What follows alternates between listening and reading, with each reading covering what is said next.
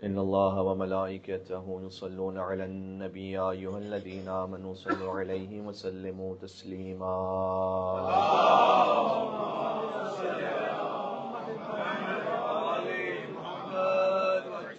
أعوذ بالله من الشيطان الرجيم بسم الله الرحمن الرحيم لا حول ولا قوة إلا بالله العلي العظيم حسبنا الله ونعم الوكيل نعم المولى ونعم النصير وبه نستعين وهو خير ناصر ومعين والصلاة والسلام على أشرف الأنبياء والمرسلين حبيب إله العالمين بالقاسم محمد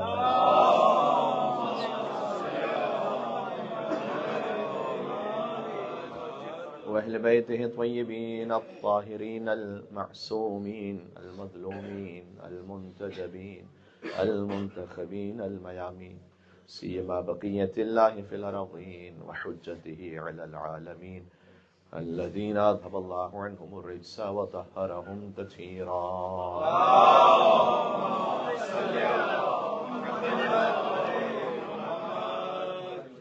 اللهم صل وسلم وزد وبارك على صاحب الدعوة النبوية والسولة الحيدرية والعصمة الفاطمية والحلم الحسنية والشجاعة الحسينية والغيرة العباسية والعبادة السجادية والمآثر الباقرية والآثار الجعفرية والعلوم الكاظمية والحجج الرضبية والجهود التقوية والنقاوة النقوية والهيبة العسكرية والغيبة الإلهية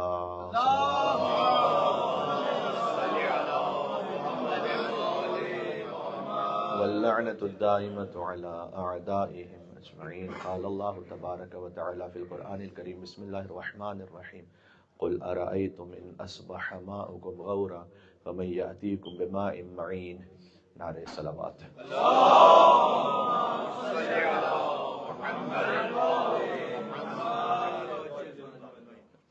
سلسلہ فکر اپنی چھٹی منزل پر ہے.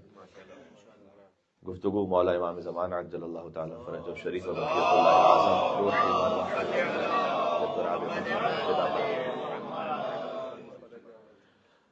گفتگو یہاں تک پہنچی تھی کہ اگر آپ قرآن میں ذکر امام زمان علیہ السلام تلاش کرنا چاہیں تو وہ کہاں ہے، اور اس کی دو اقسام میں کل اس پہ بات ہو چکی ہے کہ آیات کا ایک سلسلہ ایسا ہے کہ جس سے آپ کچھ دلائل قائم کر کے لاجیکلی کسی اور مذہب کی فرد کو ثابت کرنا چاہیں وجود حضرت حجت، وہ ہے سورۃ القدر میں کہ ملائکہ کس پر نازل ہو رہے ہیں شب قدر.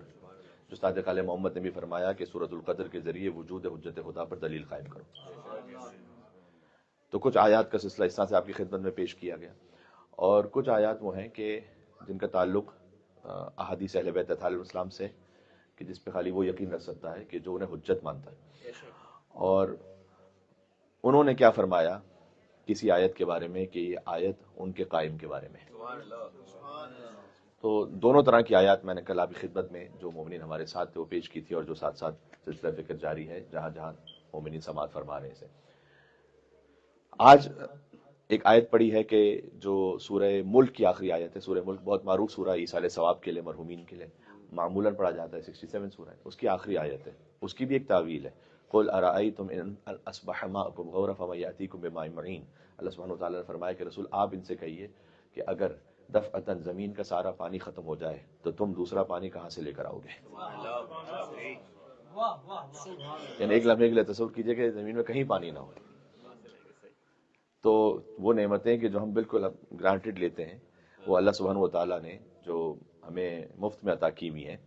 ایک حساب کتاب ایک موقع پہ کیا بھی گیا تھا کہ جتنی سن لائٹ ہم یوز کرتے ہیں اس کا اگر بل بھجوا دے اگر اللہ ہمیں تو کتنا بل بنے گا. تو یہ وہ جو مفت کی نعمتیں جو اللہ سبحانہ وتعالیٰ نے ہمیں عطا کی ہوئی اور روزانہ اس سے استفادہ کر رہے ہیں. ہوا ہے، سن لائٹ ہے، پانی ہے. یہ جو پانی ہے اللہ سبحانہ وتعالیٰ نے کہا کہ اگر یہ پانی دفعتاً ساری دنیا میں ایک ساتھ ختم ہو جائے تم کون سا منرل واٹر لے کر آؤ گے پھر. یہاں امام معصوم نے فرمایا کہ اس پانی سے مراد حضرت حجت ہے. اگر زمین پر کوئی حجت نہ ہو اللہ کی جانب سے تو ہم ہدایت کہاں سے لے کر آؤ گے، حجت کہاں سے لے کر آؤ گے. یہ امام زمان علیہ السلام کی آیت ہے. اللہم صلی علی محمد وعلی محمد.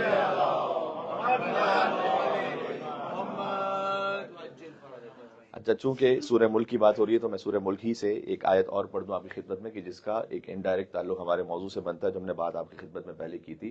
ایک سوال کہ یا مہدی ادرکنی کہنا یہ کس طرح سے بجا ہے، تو اس میں کہیں یہ خدا نخواستہ شرک تو نہیں ہو رہا. اب آپ قرآن کریم کا بھی ایک مزاج دیکھیے گا. سورہ ملک میں 19ویں آیت ہے کہ جس میں پرندوں کا ذکر ہے.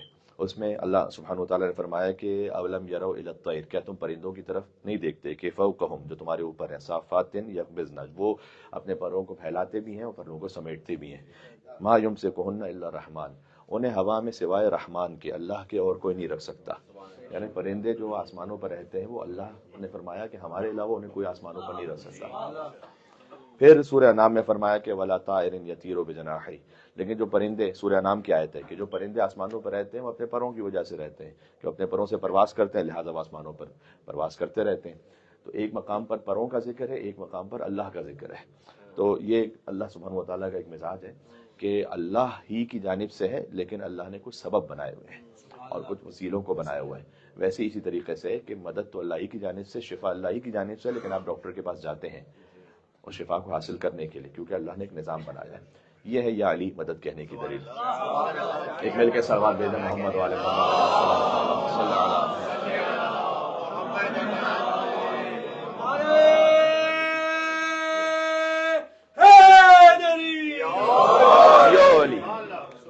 یہ یا علی مدد کہنے کی دلیل. بڑا خوبصورت کسی نے 2 مصروں میں سے سمیٹا تھا، ذرا توجہ فرمائیے گا. فرمایا کہ مشکلیں ہوتی ہیں آسان علی کہنے سے، مشکلیں ہوتی ہیں آسان علی کہنے سے، یا علی کہنے کی توفیق خدا دیتا ہے. تو ہے خدا کی جانب سے، لیکن خدا نے یہ نظام رکھا ہے اس اسم میں. یہ نام گرامی ہوا اس اسم میں، خالی ہمارے لیے نہیں، انبیاء کے لیے بھی رکھا تھا اللہ نے.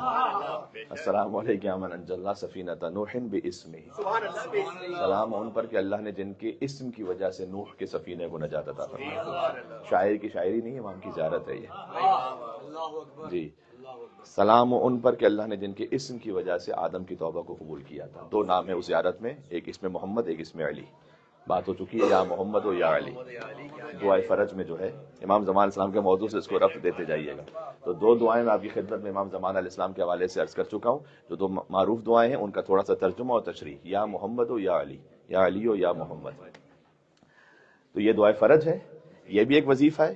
اس سے مراد یہ نہیں کہ کوئی اللہ کو نعوذ باللہ بھول گیا ہے، لیکن اللہ نے نظام میں رکھا. جو مولا علی نے اپنے اسم کے لیے فرمایا کہ انا کتب اسمی علی العرش فاستقر، میرا نام جب عرش پہ لکھا گیا تو عرش کو قرار آ گیا.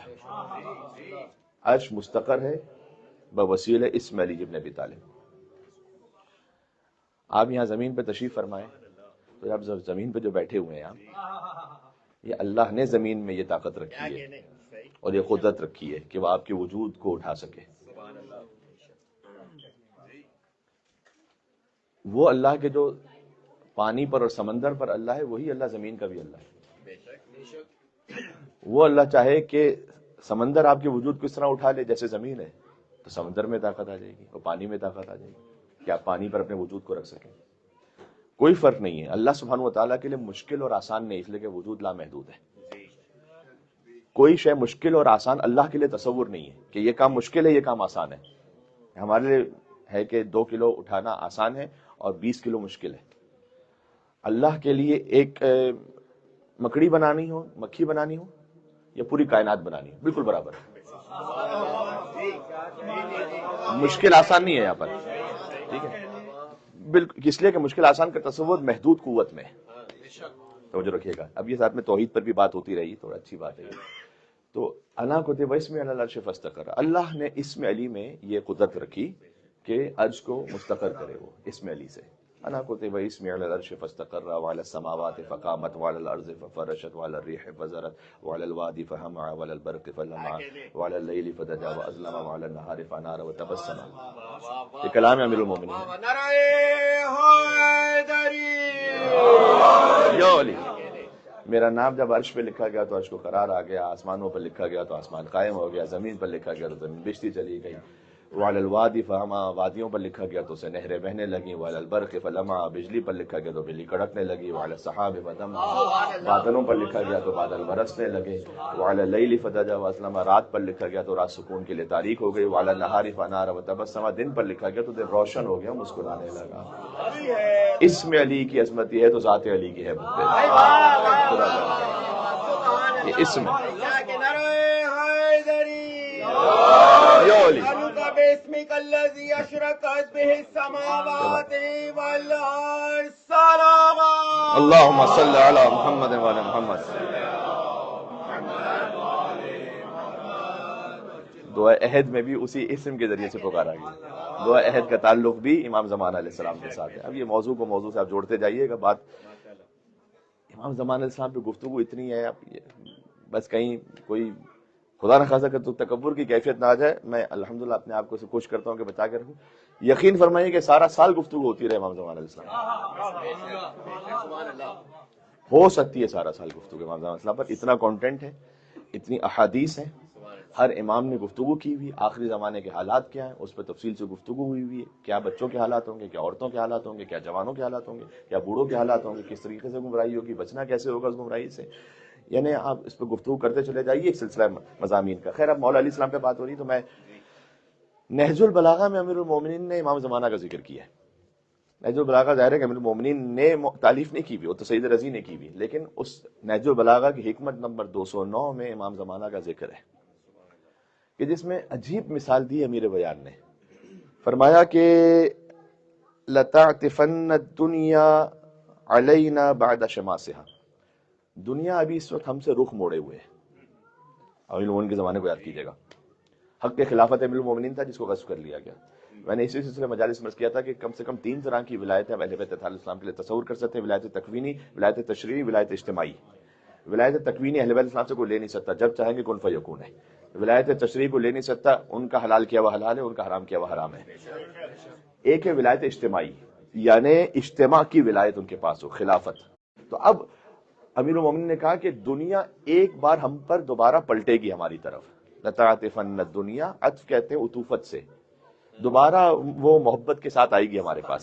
لَتَعْتِفَنَّ الدُّنْيَا بعد شماسِهَا، اس طغیان کے بعد، یہ جو طغیان دنیا نے ہمارے ساتھ کیا ہے، دنیا ایک بار آئے گی دوبارہ ہمارے پاس۔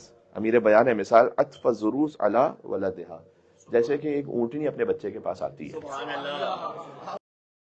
البعیدہ، تو تم ایسے لرزو گے کہ جیسے بہت گہرے کنویں سے ڈول ڈال کر جب پانی نکالا جاتا ہے تو رسیاں لرزتی ہیں،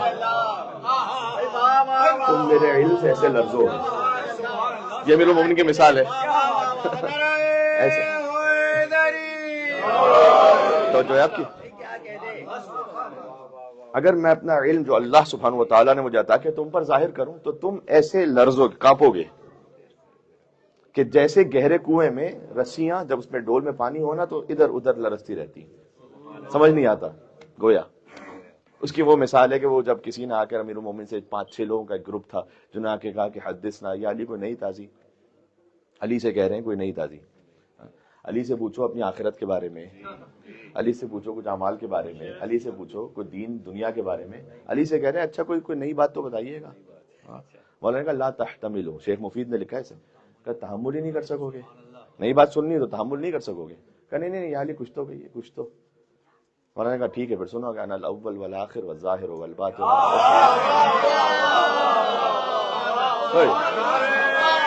یہ نئی بات ہے۔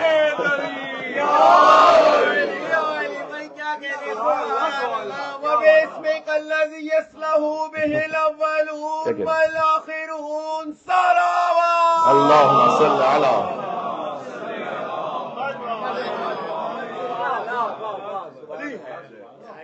علی سے کہہ رہے ہو کہ کوئی نئی بات بتائیے گا، یونیک سی کوئی بات بتائیے گا، تو مولانا نے کہا تحمل نہیں کر سکو گے، اور وہ جو ہے نا رسیاں جو ڈول رہی ہیں، تو مولانا نے کہا نئی بات سن، انا الاول والآخر والظاہر والباطن، میں ہی اول ہوں، میں ہی آخر ہوں، میں ہی ظاہر ہوں، میں ہی باطن ہوں، انا احیی و امید، میں ہی زندہ کرتا ہوں، میں ہی مارتا ہوں۔ اٹھے اور پوری روایت سن لیجئے گا تاکہ آپ بھی تحمل کر لیں، بعض کی بات ہوتی ہے ہمیشہ تو نہیں، لیکن بہرحال جو ہے وہ اٹھے لوگ کفر علی کفر علی کفر علی تو نعوذ باللہ علی تو کافر علی تو کفر علی تو کفر کہہ رہے یہ کیا.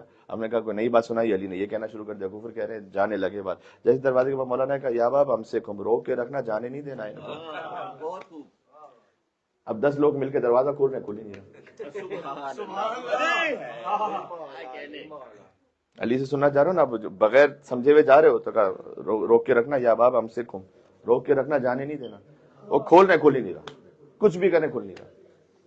وہ علی کے جو 2 انگلیوں سے باب خیبر اکھاڑتے, اشارہ کرے تو خیبر اکھڑ جاتا. لیکن پتہ کیسے چلتا کہ کس کی وجہ سے اکھڑا ہے. یا باب ہم سے بہت سے کلیم کرنے والے آ جاتے بات. ہم بھی تھے یا علی. میں بات کر رہا ہوں کہ امیر المومنین نے کہا امام زمانہ کا ذکر کیا. کہ روک کے رکھنا دروازے ان کو. اب وہ کوشش کرے, کھل ہی نہیں رہا. کہ یا علی تو کھل ہی نہ. کہا آ کے بیٹھو, سمجھو پہلے. پھر وہ آ کے بیٹھ گئے. انہوں نے کہا کہ یا علی یہ کیا کہہ رہے تھے آپ؟ فرمایا کہ انا اول من آمن برسول اللہ, میں وہ اول ہوں کہ جس نے رسول اللہ پر ایمان کا اظہار کیا.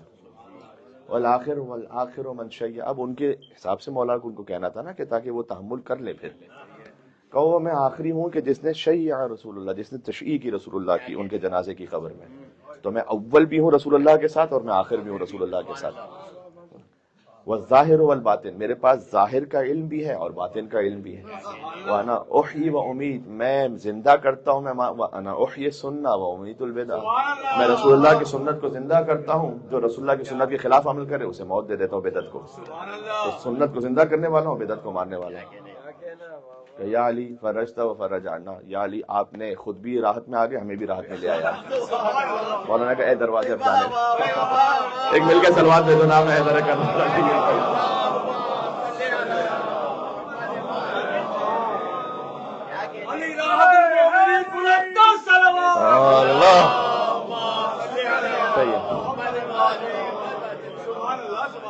تو یہ بات ساری کہاں سے نکلی تھی بھائی؟ مولا علیہ السلام کی مثالوں سے. تو مولا نے کہا کہ دنیا ہماری طرف پلٹے گی. ابھی دنیا نے رخ موڑا ہوا ہے. خلافت کا حق نہیں دیا, امام حسن علیہ السلام کو ظاہر دے دیا کہ اب عبداللہ علیہ السلام تنہا تھے, 3 دن تک لاشا دتانے والا کوئی نہیں تھا. یہ سارے مسائب آپ کے ذہن میں, امام زین علیہ السلام کے مسائب, یہاں تک کہ پھر امام موسیٰ کاظم علیہ السلام, سخت ترین زمانہ تھا شاید کربلا کے بعد جو سخت ترین مسائب امام موسیٰ کاظم علیہ السلام, 14 سال کی قید, زنجیروں میں ہی لاشا, اور یہ سارے جو مسائب اہل بیت اطہار علیہ السلام کے. مولا جب یہ کہہ رہے تو مولا اپنے علم غیب سے جانتے ہیں کہ سب کچھ جو ہونے والا ہے, اور جو خود علی بن ابی طالب علیہ السلام کے زمانے میں ہو چکا ہے. آپ تصور فرمائیے گا, بنی اسرائیل کی قوم سے ہمیں کافی زیادہ تشبیہ دی گئی ہے اس امت کو روایات میں. حضرت موسیٰ علیہ السلام 30 دن کے لیے گئے تھے, 10 دن بڑھ گئے. ووعدنا موسیٰ 30 لیلہ, سب کو پتہ ہے آیت. واتممناها ب10, 10 دن اللہ نے اور امتحان کے لیے روکا. 10 دن غیبت موسیٰ کی بڑی, سامری آ گیا. 10 دن کی غیبت میں ایک سامری آیا تھا. 1000 سال کی غیبت میں کتنے سامری آئے؟ کیا کہنے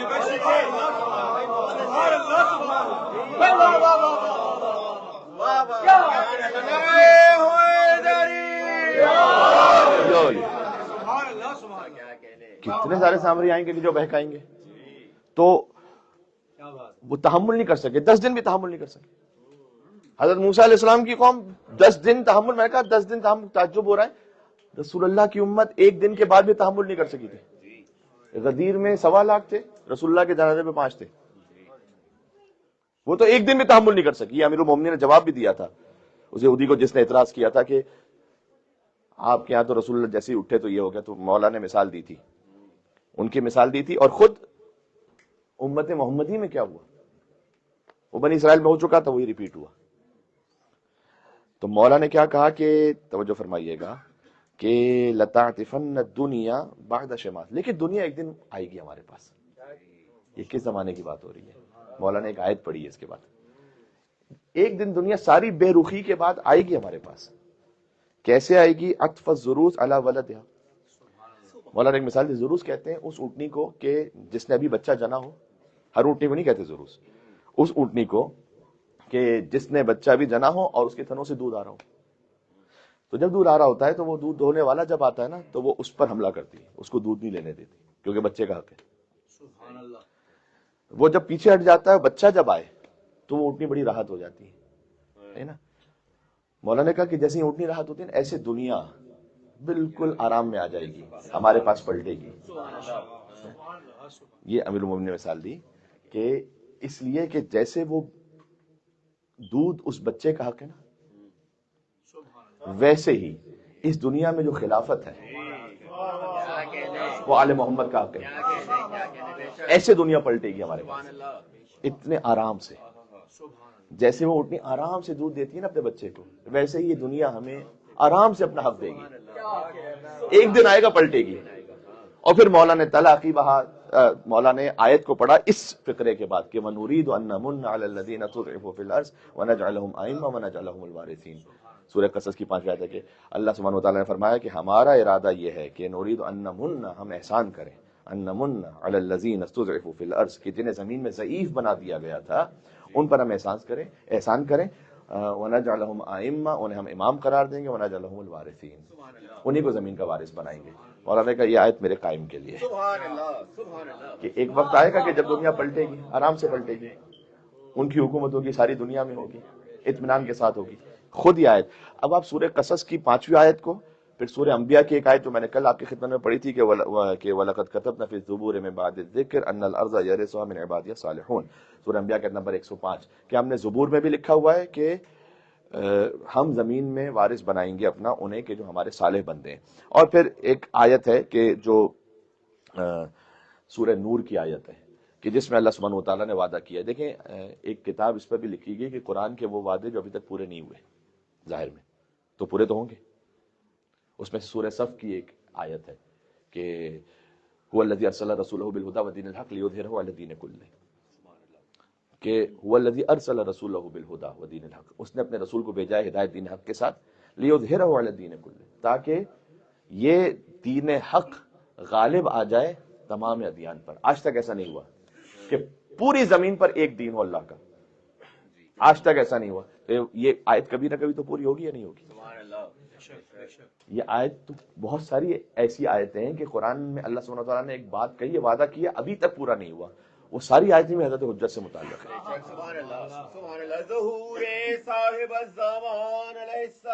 ایک اور اس میں کلید کی دے رہا ہوں، وہ قرآن کی آیتیں کہ جن کا اب تک مصداق بظاہر پورا نہیں ہوا، ان کا تعلق بھی امام زمانہ سے. نے کہا کاش ایسا ہوتا، ان سب کا تعلق بھی امام زمانہ سے. امام کے سارے کاش وہ امام زمانہ پورا کریں گے، ائمہ کے سارے کاش یہ ہوتا. حتیٰ کعبہ خود اپنے مقام پر جہاں ہونا چاہیے تھا وہاں نہیں ہے. جی ہجر اسماعیل کعبے کے اندر ہے.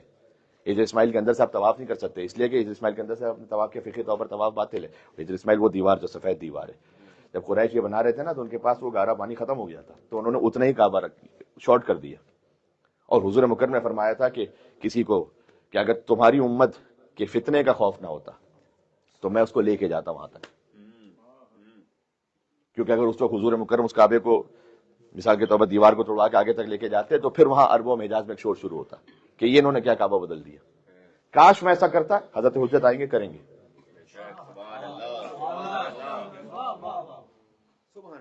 یہ کہہ چکا ہوں آپ کی خدمت میں کہ پہلا بھی کعبے سے آیا ہے، آخری بھی کعبے سے آئے گا.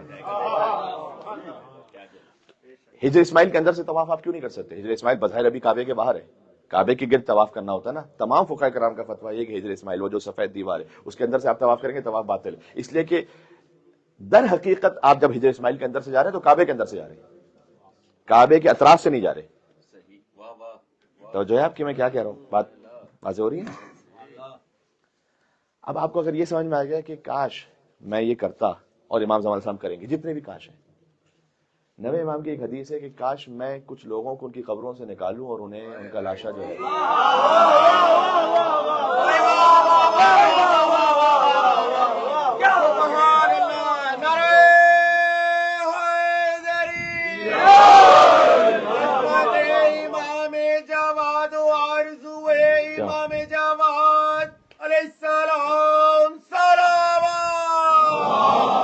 اللہم صلی علی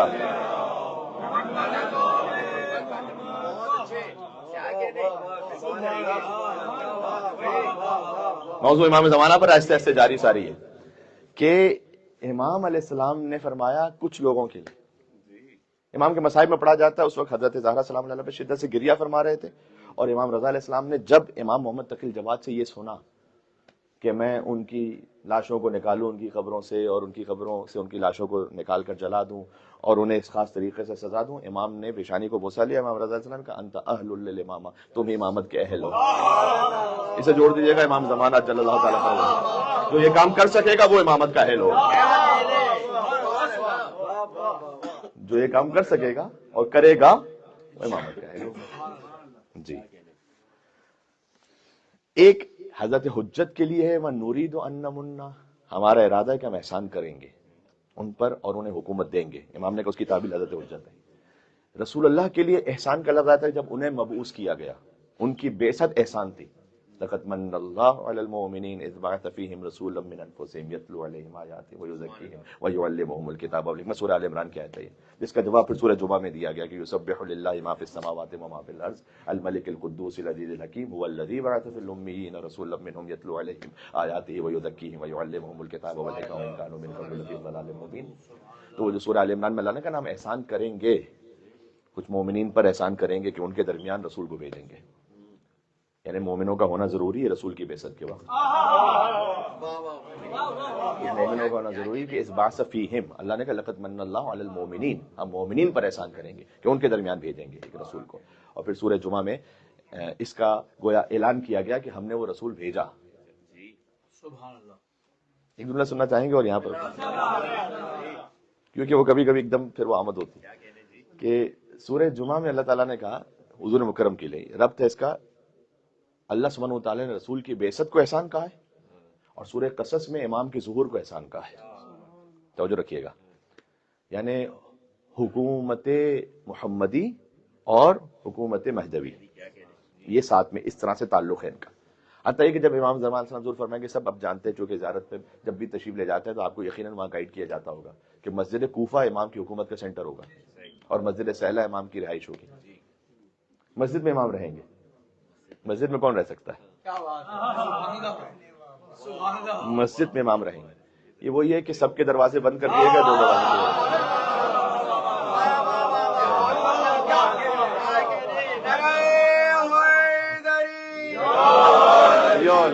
امام زمانہ مہدی علیہ السلام صلوات اللہم صلی علی امام کو جوڑ لیجئے گا اپنے آبا و اجداد سے۔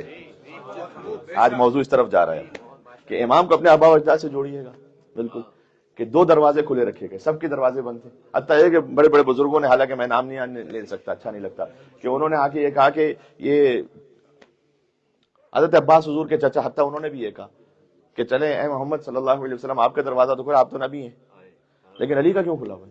علی تو بھتیجے ہیں، میں چچا ہوں تو میرا زیادہ حق بنتا ہے۔ تو اس وقت حضور مکرم نے فرمایا کہ اے چچا میں نے اپنی مرضی سے نہ کسی کا دروازہ بند کروایا، میں اپنی مرضی سے کسی کا دروازہ کھلا رکھا۔ جس کے دروازے کے بند کرنے کا اللہ نے حکم دیا ان کا دروازہ بند کروا دیا، جن کے دروازے کے اللہ نے حکم دیا ان کا دروازہ کھلا رکھا۔ دو دروازے ایسے تھے جو کھلے رکھے گئے، اس لیے کہ ان کے لیے جو گھر ہے ان کے گھر ہی سب سے بڑی کائنات کی مسجد ہے۔ تو اب امام زمان صلی اللہ علیہ وسلم رہیں گے کہاں؟ مسجد سہلہ میں۔ مسجد میں ایک انسان رہ رہا ہے تو وہ ایک عام انسان نہیں، پھر جو مسجد میں رہ رہا ہے، آپ سمجھنے میں کیا کہہ رہا ہوں۔ اور مسجد کوفہ سے امام کی حکومت چلے گی کہ پھر جب امام علیہ السلام مسجد کوفہ میں جمعے کی امامت کروائیں گے تو وہ جو پہلی امامت جمعے کی مسجد کوفہ میں ہوگی اس کی صفیں کربلا تک لگیں گی۔ جی جی، اور آج یہ 40 واک پر آہستہ آہستہ یہ اہتمام ہوتا چلا جا رہا ہے کہ کوفہ سے شروع ہوتی ہے واک، نجف اشرف نبی المؤمنین کے حرم سے شروع ہوتی ہے نا، باپ کے حرم سے بیٹے کے حرم تک، نجف سے کربلا تک۔ تو وہ کروڑوں لوگ جو چلتے ہیں وہ آج اگر صفوں میں لگ جائیں تو صفے تو ہیں، لیکن اب اس میں اور کیا اضافہ ہوگا اور کیا معرفت چاہیے اور مزید کتنا زیادہ جذبہ چاہیے، وہ آہستہ آہستہ پھر ظاہر کہ انسانیت بڑھے گی اس ظہور کی طرف۔ تو امام زمان صلی اللہ علیہ وسلم جب نماز پڑھائیں گے مسجد کوفہ سے تو وہاں سے جو صفیں ہوں گی وہ کربلا تک ہوں گی۔ اس نماز میں شرکت کے لیے ایک صلوات بھیجے گا محمد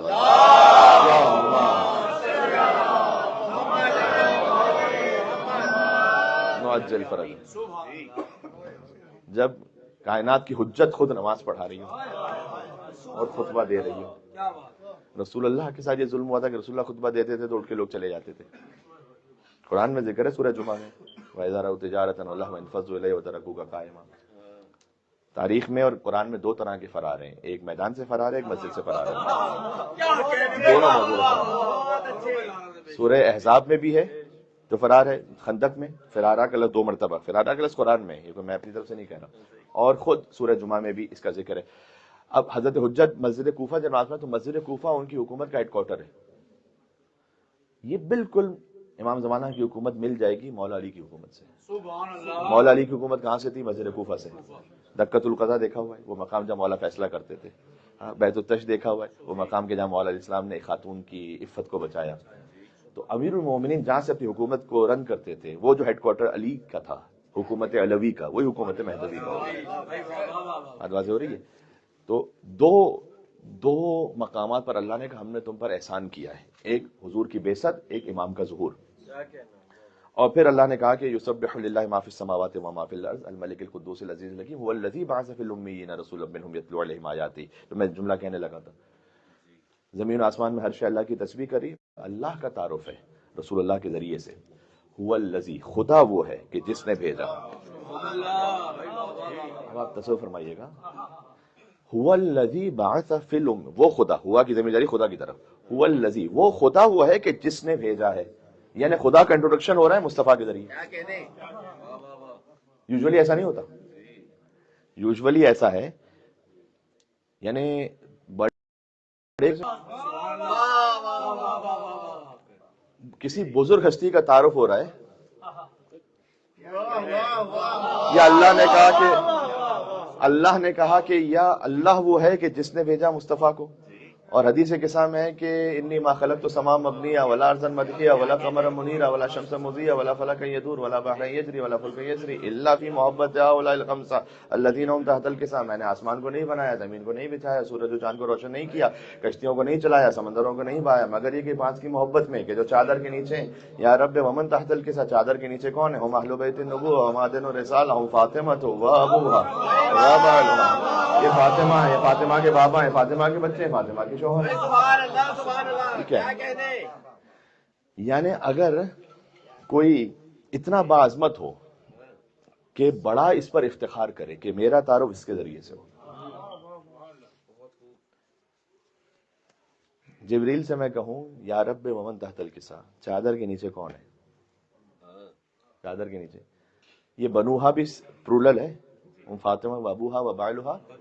ابن کہتے ہیں ایک بیٹا, ابنان 2, بنون 3 سے زیادہ. سیدہ کے سارے بیٹوں کا ذکر ہے. امام زمانہ علیہ السلام بھی شامل ہے اپنے نور میں, اس چادر میں, آیت اثیر میں.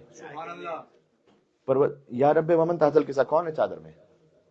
تو میں جبریل سے کہوں کہ کیا آپ قرآن نازل ہو رہا ہے کتنے سال سے؟ 22 سال سے اس وقت تک ہو رہا تھا, کیونکہ آیت اثیر کا جو واقعہ ہے وہ 9 ہجری کا واقعہ ہے. 10 ہجری میں غدیر ہے, 11 ہجری میں رسول اللہ کی وفات ہے. 22 سال سے تو قرآن لے کر آ رہے ہیں مصطفیٰ کے پاس. پروردگار چادر میں کون ہے؟ جس کے پاس 22 سال سے قرآن لے کر آ رہے ہیں, ان کے بارے میں پوچھیں کون ہے؟ رسول پر قرآن لا چکے ہیں, عہد میں علی کے لیے ذوالفقار لا چکے ہیں, حسنین کریمین کا جھولا جھلا چکے ہیں, سیدہ کی چکی چلا چکے ہیں, سبھی کو جانتے ہیں.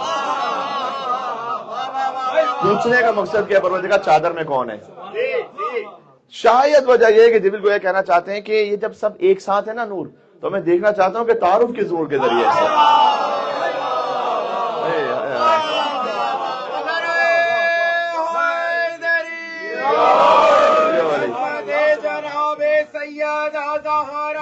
سلام اللہ علیہ السلام. اللہم صلی علی.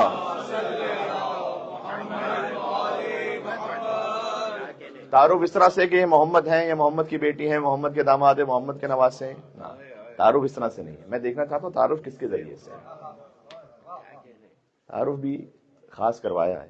بعد میں بہت سارے کلیم کریں گے کہ ہم بھی رسول کے رشتہ دار اہل بیت ہیں. جی, رسول اہل بیت خالی رسول کے رشتہ دار کو نہیں کہتے, اہل بیت رسول کے ساتھ بطول کے رشتہ دار کو کہتے ہیں. کوئی بعد میں آگے کہ ہمارے بھی رسول سے رشتہ ہے, بتاؤ بطول سے ہے یا نہیں؟ جن کا بطول سے رشتہ ہے وہ اہل بیت ہے. جو مباہلہ میں گئے تھے، بات کہیں سے کہیں نکلتی جائے گی پھر بہرحال. تو اس چادر میں بنوہا کے لفظ میں خود امام زمان علیہ السلام شامل ہیں. میں موضوع کو آج کی حد تک ایک منزل تک لے کے آؤں، پھر بات رات کی مجلس میں شروع ہوگی، یہیں سے بات شروع ہوگی آگے، کیونکہ امام زمان علیہ السلام کا جو موضوع ہے وہ انشاءاللہ یہاں جاری ساری رہے گا. پھر کل کی مجلس اور پرسوں کی مجلس، پھر یہاں تک موضوع گویا ایک طرح سے تقریباً اشرا مکمل ہو جائے گا امام زمان علیہ السلام کے موضوع پر. پھر انشاءاللہ اللہ تعالیٰ نے توفیق دی تو اور پھر گفتگو کرتے رہیں گے. ہم حضرت حجت سے جو قرب کا ذریعہ ہے، ایک میں نے کہا ذکر ابو الفضل عباس علیہ السلام، کل بات ہوئی اس پر. خود زیارت جامع کبیرہ، جب شیخ مرتضی انصاری خود بیان کرتے ہیں کہ امام زمان علیہ السلام سے ان کی جو قربت ہے، ان کا تو تشرف ہے، تو ان کے جو خاص الخاص شاگرد تھے، ایک مرتبہ انہوں نے دیکھا تھا کہ کربلا میں، شیخ نجف میں رہتے تھے، کربلا امام حسین کی زیارت پر شب جمعہ، اور کہتے ہیں میں نے جو ان کے ایک بڑے خاص شاگرد، شیخ مرتضی انصاری کون ہے ذرا سمجھیے گا، کہ جنہیں تعلیم مولا کائنات نے دی، جن کا امتحان امام زمانہ نے لیا. ان کا امتحان کیسے امام زمانہ نے لیا، وہ ایک واقعہ ہے، وہ سناؤں گا انشاءاللہ. شیخ مرتضی انصاری کے ساتھ امام زمان علیہ السلام کا واقعہ اگر ہو سکا تو سناؤں گا بعد میں. کہ جب آپ جاتے ہیں حرم، تو آپ حرم جائیں گے کربلا محلہ، اگر کوئی بالکل حرم سے کسی اور راستے پہ جا رہا ہو، وہ بھی شیخ مرتضی انصاری جیسی شخصیت، تو ظاہر ہے کہ تعجب ہوا ان کے شاگرد کو کہ کہاں جا رہے ہیں، حرم تو اس طرف ہے. کہتے ہیں میں آہستہ آہستہ آہستہ آہستہ آہستہ پیچھے ہو لیا، بالکل ایک کربلا میں ایک مقام پہ پہنچے، تاریکی تھی، کہ میں نے دیکھا کہ وہ شیخ ایک حجرے میں چلے گئے. تھوڑی دیر بعد باہر آئے، میں وہیں پر تھا، اپنے آپ کو چھپا کے رکھا ہوا تھا میں نے، کہ مجھے اچھا یعنی کھانسی آ گئی اور آواز آئی. ایک نے کہا کون ہے، انہوں نے کہا کہ میں ہوں. میں کہ ساتھ ساتھ پشت پر تھا، مجھے یہ بتلائیے گا کہ آپ کیا کرنے گئے تھے، حرم تو وہاں ہے. تو انہوں نے مجھ سے وعدہ لیا، یہ ملاقات امام زمان علیہ السلام کے جتنے واقعات ہیں اس کا یہ آؤ میرے پیر دباؤ، میرا احترام کرو. وہ اس ذریعے سے نہیں چاہتے تھے کہ اپنا احترام رکھا جائے، کہ مجھ سے وعدہ کرو کہ میری زندگی میں کبھی کسی کو بیان نہیں کرو، کہ جب میں مر جاؤں گا پھر کہنا ہو تو کہہ دینا. لہٰذا ان کی زندگی تک یہ راز رہا، مرنے کے بعد کھلا، کہ ان کے شاگرد یہ بیان کرتے ہیں کہ میں خاص جگہ پہ آؤں. اور جب میں ان کی خدمت میں پہنچا، اور میں جب داخل ہوا مولا کی خدمت میں، تو مولا زیارت جامع کبیرہ کو پڑھ رہے تھے، اور مجھ سے بھی حکم دیا گیا کہ زیارت جامع کبیرہ کو پڑھو.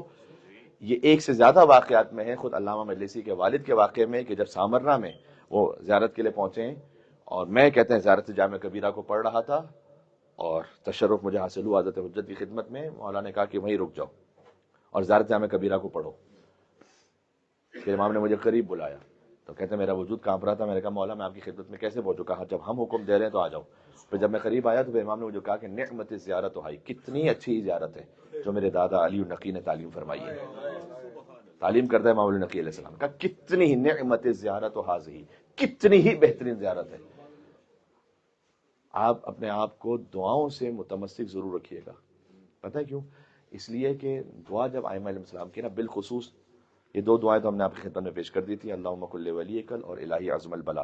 ایک جو اور مشہور دعا ہے میرے خیال میں تقریباً تمام سامعین کے کم سے کم ذہن میں، وہ دعا ہے اللہم عرفنی نفسک. یہ دعائیں زمان غیبت ہے، یہ چھٹے امام نے ارشاد فرمائی ہے کہ غیبت کے زمانے میں اس دعا کو کثرت کے ساتھ پڑھا کرو. اچھا، جہاں غیبت کے زمانے میں تھوڑا سا ایک طرح سے ڈپریشن یا مایوسی یا سٹریس بھی ہے کہ دنیا میں سب کچھ یہ ہو رہا ہے، تو امام علیہ السلام ہی کا واقعہ ہے کہ امام علیہ السلام نے جب فرمایا کہ جو ایک تہائی دنیا ہوگی وہ سرخ موت سے مر جائے گی، اور ایک تہائی دنیا سفید موت سے مر جائے گی. غیبت کے زمانے میں سرخ موت یعنی قتل و غارت، سفید موت یعنی بیماری. تو اس وقت امام کے صحابی نے کہا کہ مولا پھر جب اتنی دنیا مر جائے گی، یعنی 2/3 دنیا مر جائے گی، تو پھر ہم کہاں ہوں گے مولا؟ امام نے کہا کیا تم یہ نہیں چاہتے کہ تم اس ایک تہائی میں رہو کہ جس اللہ نے نجات دے گا؟ یعنی ناٹ نیسیسریلی کہ آپ میں سے سبھی اس میں مبتلا ہوں گے. امام نے خود فرمایا کہ کیا تم نہیں چاہتے کہ اپنے آپ کو تم محفوظ رکھو؟ کہا مولا جی ہم تو چاہتے ہیں. امام نے کہا کہ پھر یہ دعا پڑھو نماز کے بعد کہ یا اللہ یا رحمان و یا رحیم یا مقلب القلوب ثبت قلبی علی دینک. آپ ان جملوں کو معمولی نہ سمجھیں. اے اللہ، اے رحمان، اے رحیم، اے دلوں کو پلٹا دینے والے، میرے دل کو اپنے دین پر ثابت قدم رکھ. اس دعا کو کتنی معمولی سی، ظاہر میں چھوٹی سی دعا ہے، لیکن امام کی سکھلائی ہوئی دعا کہ غیبت کے زمانے میں یہ پڑھو. ایک موضوع ہے، میں پھر وقت نہیں ہے، ماتم داری بھی ہے، اذان سے متصل ہو رہے ہیں.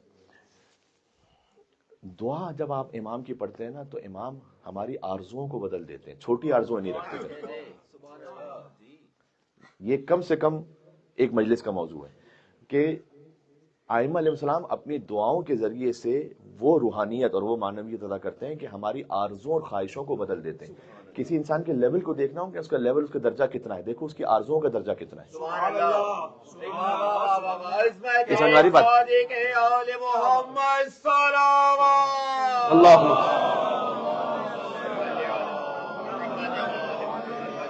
کسی انسان کی آرزو یہ کہ میرے 5 گھر ہوں، اس کا لیول یہ ہے، اس کی زندگی اسی پہ گزرے گی.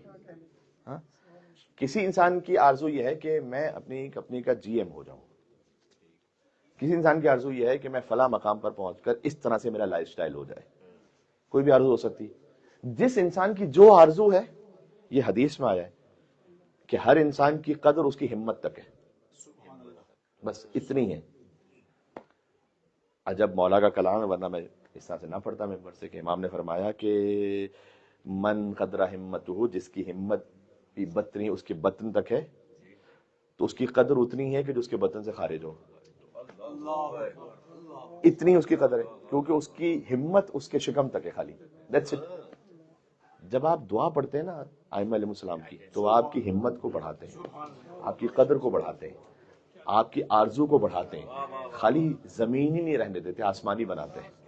خالی مادی نہیں رہنے دیتے، معنوی بناتے ہیں.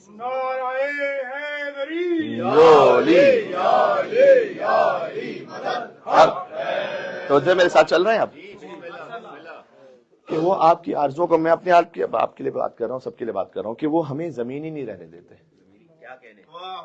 ہو سکتا ہے کہ کسی کی ہمت اور آرزو خالی اتنی ہے کہ میرے اتنے لائکس ہوں، میرے اتنے ویوز. آج کل کے زمانے میں یہ بھی ہو سکتا ہے، اس کا درجہ اتنا ہی ہے. یہ اپنے آپ کے لیے بھی اور سب کے لیے. اہل بیت علیہ السلام کی راہ سے نہ ہٹو، چاہے دنیا کوئی لائک کرے نہ کرے، ویوز دے یا نہ دے. یار آپ تو شروع سے اقلیت میں، آپ 5 12 14 72 کے ماننے والے ہیں. 1 ارب ایک طرف ہوں، دنیا کے 6 ارب ایک طرف ہوں، 12 ایک طرف ہے. 12 سے مراد ایک حضرت حجت ایک طرف ہے. فرض کیجئے کہ دنیا میں کوئی آپ کو پسند نہیں کرتا، حضرت حجت نے کہا آپ نے صحیح کہا ہے، کافی ہے. ایک انسان نے کہا کہ نہیں تم ٹھیک ہو، کافی ہے. ہم اکثریت والے ہیں ہی نہیں. بات سمجھ میں آ رہی ہے؟ آپ کے درجے کو بڑھاتے ہیں اس کیفیت میں کہ آپ کی آرزوؤں کو خالی زمین پہ نہیں رہنے دیتے. اچھا، یہ معجزہ ہے علی اور اولاد علی کا کہ حتیٰ جو مادی حاجتیں بھی ہوتی ہیں نا، اس کو بھی وہ مادی سے معنوی میں بدل دیتے ہیں. کھانا کھانا ظاہر میں مادی حاجت ہے، طاقت حاصل ہو آپ میں، ایک مادی حاجت ہے. علی کیا کرے؟ قوّ علی خدمت کا جوارح، پروردگار مجھے کھانے کے بعد طاقت اس لیے عطا فرما کہ تیری اطاعت میں مصروف ہوں. یہ مادی سے معنوی ہو گئی حاجت. قوّ علی خدمت کا جوارح واشدد علی العزیمۃ جوانح، اور میرے ارادوں کو اپنی اطاعت کے لیے مضبوط بنا دے. آپ حضرت حجت کی دعاؤں کو کہ جو ان سے متعلق ہیں، اللہم عرفنی نفسک، پروردگار تو مجھے اپنی معرفت عطا کر. فإنک ان لم تعرفنی نفسک لم اعرف نبیک، اگر تو اپنی معرفت مجھے عطا نہیں کرے گا. امام صادق علیہ السلام نے فرمایا کہ زمانے غیبت میں دعا پڑھو تو میں تیرے نبی کو نہیں پہچان سکوں گا. اللہم عرفنی رسولک، پروردگار تو مجھے اپنے رسول کی معرفت عطا کر. فإنک ان لم تعرفنی رسول لم اعرف حجتک، اگر تو نے مجھے اپنے رسول کی معرفت عطا نہیں کی تو تیری حجت کو نہیں پہچان سکوں گا. جو علی کو نہیں پہچانتے طریقے رسول کی معرفت نہیں رکھتے. اور اللہم عرفنی حجتک، تو اپنی حجت کی معرفت عطا کر. فإنک ان لم تعرفنی حجتک، اور اگر تو نے اپنی حجت کی معرفت عطا نہیں کی، ضللت عن، آگے نہیں ہے، بس سٹاپ ہے یہاں پر، آگے کہیں اور بڑھنے کی ضرورت نہیں ہے. اللہ، نبی، رسول، حجت، ختم. ضللت عن دینی، اپنی دین سے گمراہ ہو جاؤں گا. اس کو پڑھیں، میرے خیال میں آپ کو یہ آسانی کے ساتھ آن لائن اویلیبل ہو جائے گی. نماز کے بعد پڑھیں. امام نے فرمایا کہ غیبت کے زمانے میں اس کو پڑھو. یہ ہماری آرزوؤں کو بڑھا دیتا ہے کہ خالی تم کھانے پینے کے لیے نہیں آئے ہوئے، حجت کی معرفت کے لیے آئے ہوئے ہو. عرض میں نے کیا تھا کہ بعض مرتبہ ہم ائمہ علیہ السلام کے واقعات میں پڑھتے ہیں کہ کسی صحابی کو امام کے پاس پہنچنے کا موقع نہیں مل سکا، امام نے راہ نہیں دی. ہو سکتا ہے کتنوں ہم میں سے کتنوں کا حضرت حجت راہ نہیں دے رہے، ہمیں پتہ بھی نہیں چل رہا. یہ جو فجر کی نماز مسلسل نہیں پڑھ پا رہا، اس کا مطلب ہے کہ راہ نہیں مل رہی نا حضرت حجت کی بارگاہ میں آنے کی. ورنہ تو پڑھ لیتا. کہیں کوئی گناہ ہو، اس کا مطلب ہے خدا حافظ امام زمانہ. اگر میں نے کہیں پر کوئی گناہ عمدن جان بوجھ کے کیا، اس کا مطلب ہے مولا خدا اس وقت کے لیے خدا حافظ، اس لیے کہ گناہ اور نور مل نہیں سکتے. تو کتنی مرتبہ کتنے ایسے گناہ ہو رہے ہیں کہ جو ہم بار بار کچھ کے باوجود لیکن گناہ ہو ہی جا رہے ہیں. اس کا مطلب ہے کہ حضرت حجت کی جانب سے راہ نہیں مل رہی نا، ورنہ مل جاتی. بہرحال لیکن ایک راہ ہے، وہ ہے کہ فرش ظاہر سے لَأَنْدُبَنَّكَ صَبَاحًا وَمَسَاءً. اے حسین میں صبح و شام آپ پہ گریا کرتا ہوں، یعنی مسلسل آپ پہ گریا کرتا ہوں. وَلَأَبْكِيَنَّ عَلَيْكَ بَدَلَ دُمِ دَمَا، اور آنسوں کے بجائے خون کے آنسو بہاتا ہوں. اس کا مطلب ہے اتنا طے ہے کہ جب آپ مجلس امام حسین میں بیٹھ کر گریا کر رہے ہیں تو آپ کا اس وقت کا عمل حضرت حجت کے ساتھ میچ کر رہا ہے، کیونکہ صبح و شام وہ رو رہے ہیں تو اس وقت شام ہے یا نہیں؟ تو وہ گریا کر رہے ہیں نہیں کر رہے ہیں امام حسین پر؟ جب وہ گریا کر رہے ہیں اور آپ بھی اگر گریا کر رہے ہیں تو آپ کا عمل حضرت حجت کے عمل کے ساتھ مل رہا ہے نا. تو اس سے بڑی کیا سعادت ہوگی کہ ہمارا عمل حضرت حجت کے عمل کے ساتھ مل کر اللہ کی بارگاہ میں پہنچ رہا ہے. جی بات واضح ہو گئی. آج گفتگو یہاں تک پہنچی امام زمان علیہ السلام پر، بات اور آگے بڑھے گی انشاءاللہ سے. توجہ فرمائیے گا. اب ایام وہ ہیں کہ جو ایک 4 سالہ بچی کے مسائل کے ایام ہیں.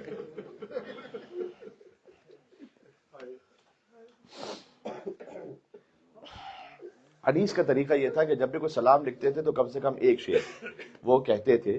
بی بی سکینہ سلام علیہ کی شان میں سلام میں ایک شعر ضرور کہتے تھے. سکینہ ناز پرور قید کی زحمت کو کیا جانے. عجب مصرع ہے.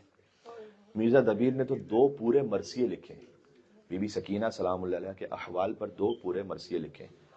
دیکھیں اب اس گفتگو میں جانے کی ضرورت نہیں ہے کہ ان بیوی کا نام رقیہ تھا یا سکینہ تھا یا فاطمہ اصل نام تھا.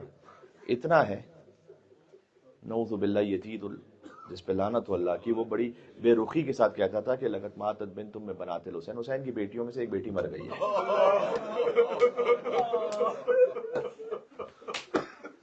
حسین کی بیٹیوں میں سے ایک بیٹی مر گئی ہے. کیا گزرتی ہوگی سید الساجدین غیر العابدین علیہ السلام. سب سے بڑھ کر کیا گزرتی ہوگی سکینہ کی ماں ام رباب سلام اللہ علیہ.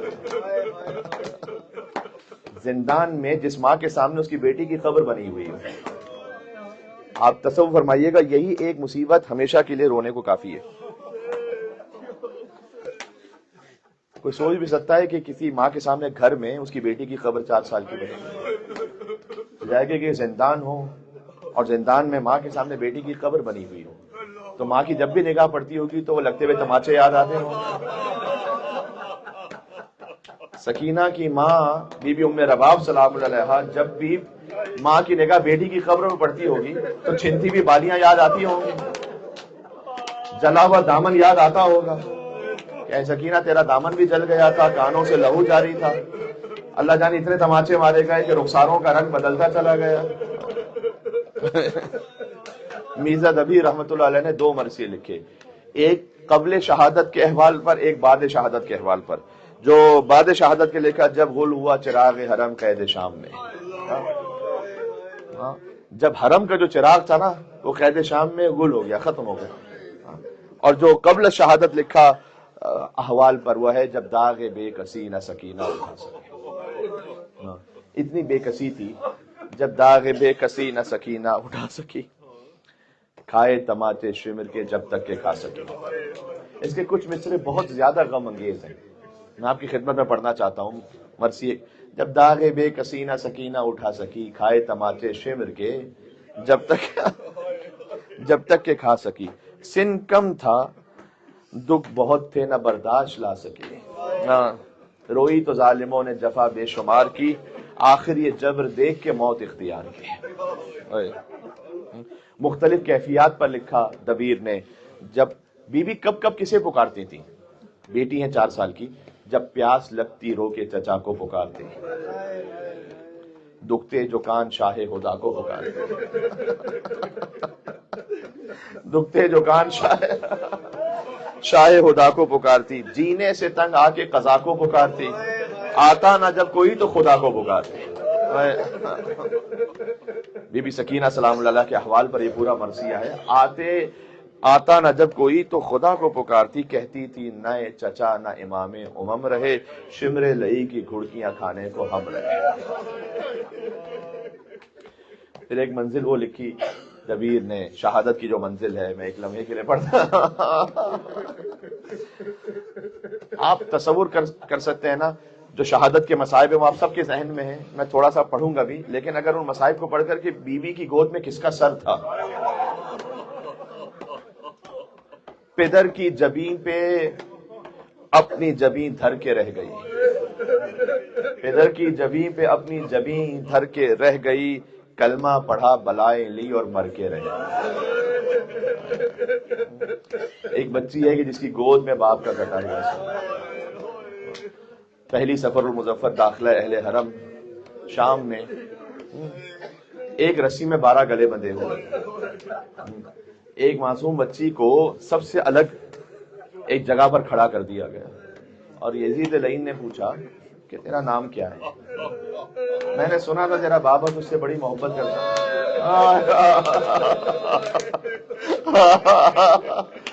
اور میں نے سنا ہے کہ تو اپنے بابا کو امام حجت کہتی تھی. کہ یقیناً میرا بابا امام بھی تھا, حجت بھی تھا. کہ میں تو تب مانوں کہ یہ تج سے سر تیری گود میں آ جائے. ہائے ہائے. سکینہ نے اپنا جلا ہوا دامن پھیلا کے کہا کہ بابا ظالم ہماری محبت کا امتحان لے رہا ہے. بس اب عبداللہ حسین کا سر کسی کیفیت میں تج سے سکینہ کی گود میں آیا اور سکینہ نے جھک کر اپنے باپ کے سر کے بوسے لینا شروع کیے. اس وقت ایک مرثیہ لکھا ہوا ہے تاریخ میں کہ جو بی بی سکینہ کی زبان مطہر سے خود جاری ہوا, من الذی قطع وریدا. کسی 4 سال کی بیٹی نے ایسے اشعار باپ کے لیے نہیں پڑھے ہوں گے کہ بابا گردن کی رگیں کس نے کاٹ دی. من الذی قطع من الذی خزا کا شہر کا بابا آپ کی داڑھی کو خون سے رنگے. من الذی ایتمنی علی صغر سنی. بابا اس صغیر سن میں مجھے یتیم کس نے بنا دیا. سکینہ نے جو کر باپ کے بوسے. علماء کہتے ہیں آج منظر بدل گیا. ہمیشہ حسین جو کر سکینہ کا بوسہ لیتے تھے, آج سکینہ نے جو کر حسین کا بوسہ لیا. اللہ اکبر. 4 سال کی بچی کے مصائب ہیں. میں چند دن اب آپ کی خدمت میں ہوں. اس سفر میں کوشش کروں گا کہ بیوی کے مصائب کا بیان ہوتا رہے. اللہ اکبر. بیوی کے مصائب تو ان کی شہادت کے بعد بھی ایسے جاری رہے کہ جب قبر سکینہ, وہ واقعہ کبھی سناؤں گا کہ قبر سکینہ جب کسی وجہ سے کشادہ کرنا پڑی تو اس وقت بیوی کہ لاش اتھر کی کیا کیفیت تھی, ان سیدوں نے کیا دیکھا. لیکن ایک منزل یہ آئی کہ بیوی زندان میں ہے اور سوال کرتی ہے سید سجاد سے, بھیا یہ پرندے کہاں جا رہے ہیں؟ کہ بہن سکینہ یہ صبح کے وقت اپنے رزق کی تلاش میں جا رہے. پھر وہ پرندے نظر آتے, بھیا یہ پرندے کہاں جا رہے ہیں؟ کہ بہن سکینہ یہ اپنے گھروں کو واپس جا رہے. اور بیوی ایک سوال کرتی ہے, توجہ کرے شام کو کرے, بھیا کبھی کوئی وقت آئے گا ہم اپنے گھر کب جائیں گے؟ سجاد ہر ایک کو جواب دے سکتے ہیں, ایک وقت آئے گا رہائی ملے گی, جانا نصیب ہوگا. سکینہ سے کیسے کہے اے سکینہ تجھے قیامت تک کے لیے زندان میں رہنا, حسین کے بیٹے زندان میں رہ گئی, رہائی نصیب نہ ہو سکی, ماؤں میں ربان گئی, لیکن کیسے زندان سے نکلے.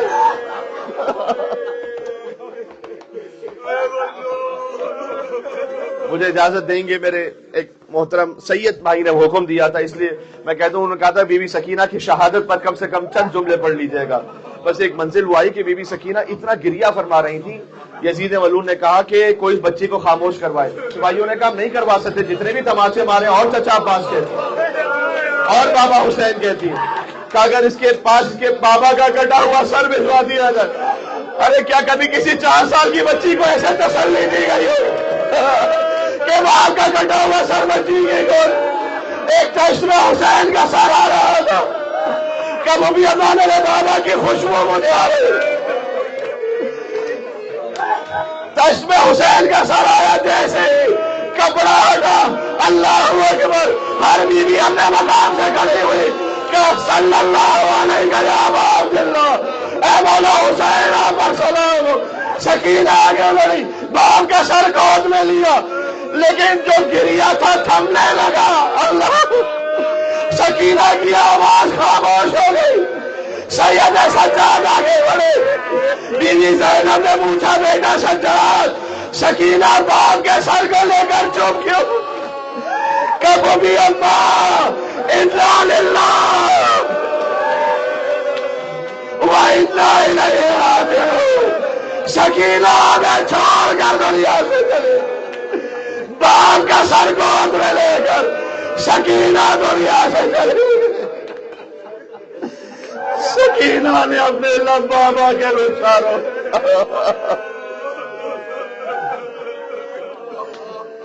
بس مصائب کتابیں بیان ختم ہو گئی. ماتم میرے خیال میں ماتم یا حسین یا حسین یا حسین یا چھوٹی شہزادی پر ماتم کرنا یا حسین یا حسین.